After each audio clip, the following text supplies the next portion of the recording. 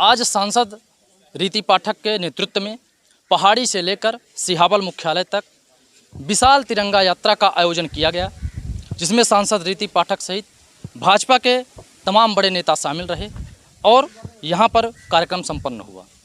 इसी कड़ी में हमारे साथ भारत विकास परिषद के जिला अध्यक्ष आशीष मिश्रा जी हमारे साथ हैं।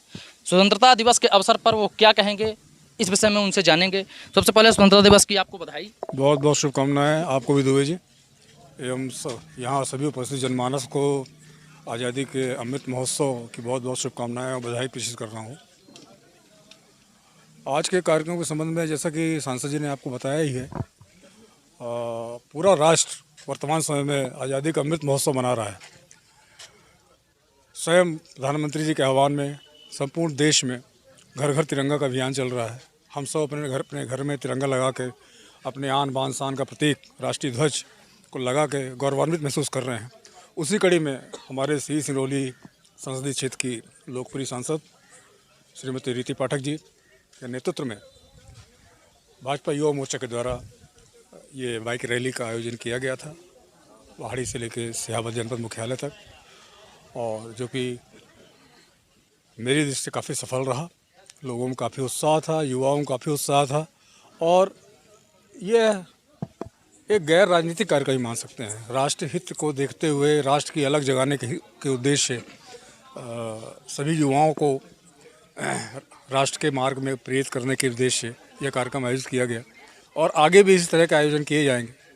क्योंकि मैं भारत विकास परिषद के दायित्व में हूँ जिला अध्यक्ष के, तो उसमें मेरा दायित्व है कि सामाजिक गतिविधियों में मेरे को बढ़ चढ़ के हिस्सा लेना है। समाज के जो पीड़ित मानवता है उसकी सेवा करनी है विभिन्न माध्यम से। तो हमारा आपका तो खैर मुलाकात होता रहता है।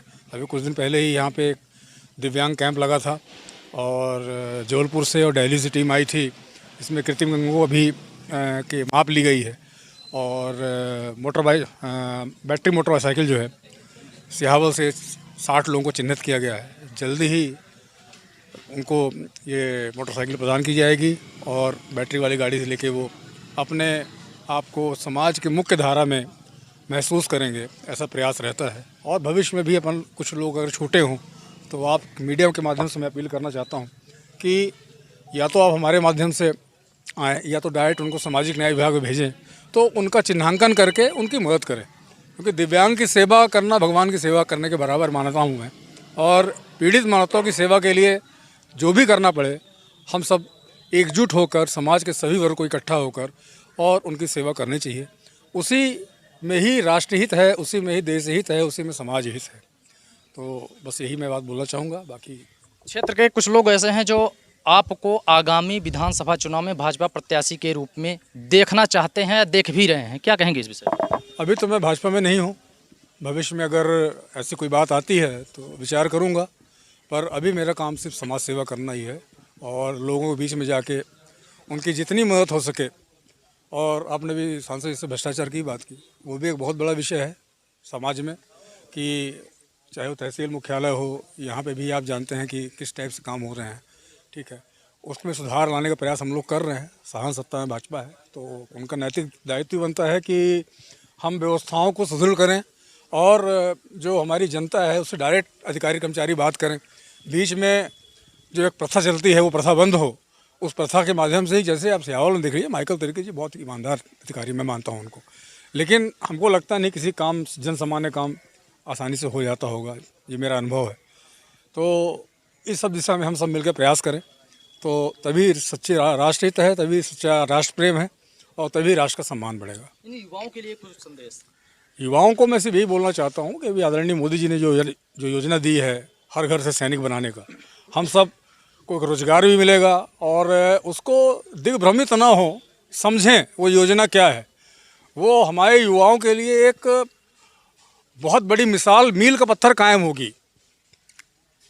बस आवश्यकता इस चीज़ की है कि युवा उसको समझें, परखें, अपना जो वर्तमान समय में नशे की प्रवृत्तियां हैं उसको रोकें, आप भी रोकें, हम लोग भी प्रयास करें और सही दिशा देकर उनको राष्ट्र प्रेम की भावना के साथ देश के सैनिक बनाएं। और अलग अलग योजनाओं के माध्यम से भी अपन लोग प्रयास करते हैं। रोजगार कार्यालय, रोजगार मेला भी लगवाते हैं कि लोगों को रोजगार मिले और सिहावल क्षेत्र की जनता के लिए मैं निश्चित तौर से युवाओं को इतना मैं ज़रूर वादा करता हूँ कि मैं कोई किसी संवैधानिक पद में नहीं हूँ।